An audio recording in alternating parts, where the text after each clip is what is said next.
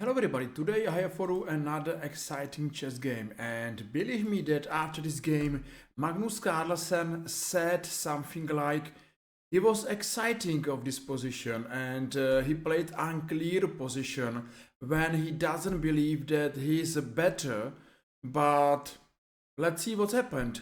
Magnus Carlsen is playing with white pieces and great and famous Boris Gelfand is playing with black pieces, and after bishop f5 we have another Slav defense, but here Gelfand decided to develop his bishop outside the pawn chain.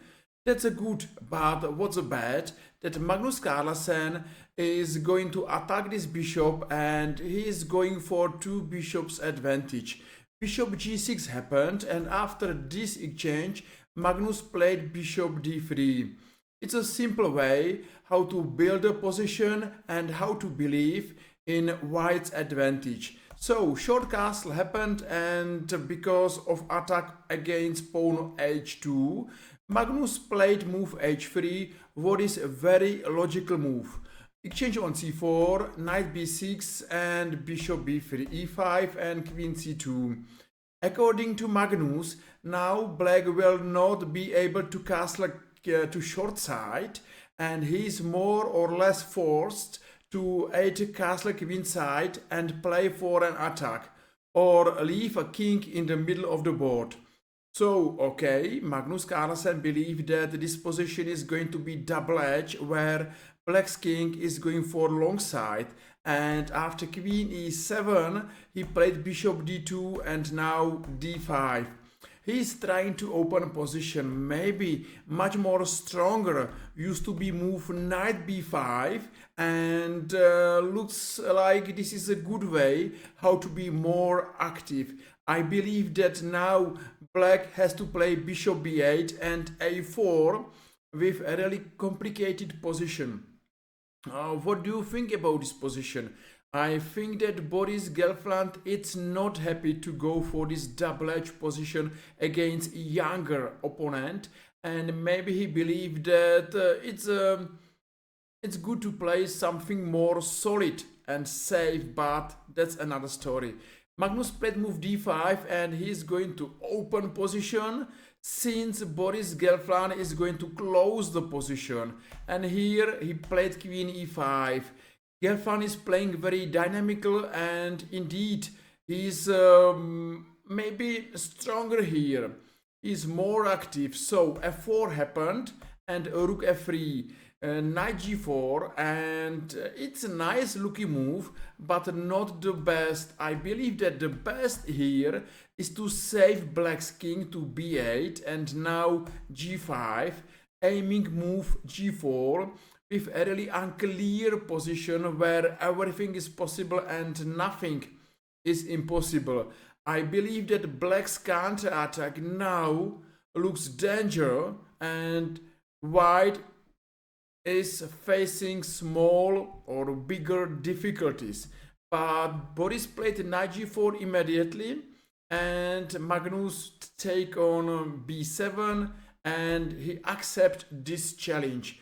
So now Boris Gelfand is playing position with piece down, and he's going to bet everything all in. So rook h1, a nice move. Of course, rook cannot be taken. If white takes the rook, is checkmated in one. So for this reason Magnus played king f2 and rook a1. About this position, Magnus said, I was sure that I did not have advantage, but I was fascinated how this position is interesting and unclear, and I hope that your feeling is the same. I hope that you don't believe that white's got big or huge advantage, and still this position looks unclear, where both players are going for attack, both players are going for counter attack, and everything is possible. So bishop c5, bishop c3, and now g5. Magnus Carlsen is trying to be more active and of course not to be under attack. So rook d1, Yes, that's look danger. But Magnus found it move knight g3. He is going to take care about threat check on f1, bishop d6. Again, that's the same threat and queen e2. So looks like everything is about the square f1, and Magnus Carlsen now is defending. Boris Gelfand played rook g1 and Magnus queen d3. This looks fine, but bishop c7 and now rook f1. In this complicated position, Gelfand was in time trouble and wanted to simplify the position. But Magnus Carlsen is still looking for complications, and after this exchange, White has two very powerful bishops and a strong knight on e4. So maybe good position for Magnus Carlsen, and I believe that now time is really important, and if Boris Gelfand is in a time trouble, it's easy to understand that blunders are not far from this moment. So f5 happened, exchange on f6, and now queen h7.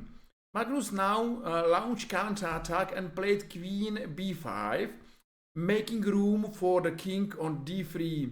It's amazing position where Magnus Carlsen is playing for victory, and at the same time he's doing his best to save his king. And now rook g2, queen d7 exchange, and now bishop d5. Now pawn on b7 looks really dangerous, and maybe this pawn is going to be a winning pawn for white. Even after bishop e5 and bishop c7, now Boris Gelfand resigned it. It's nearly no way how to stop white to go to a6 and to win this game. It was exciting chess game. It was a really complicated position where Boris Gelfand played well, and finally Magnus Carlsen maybe found it strongest move than Boris Gelfand was able to play, and that's the reason why Magnus Carlsen won this game. Maybe Magnus was more active, more aggressive, and he won this game. I hope that you enjoyed this game, and I hope that you enjoyed this video. If yes, just feel free and press like or press follow and made my day. And stay by me, because next time I'm going to show you another amazing chess game of great chess legends. Play chess, enjoy your life, and see you soon. Take care, bye bye.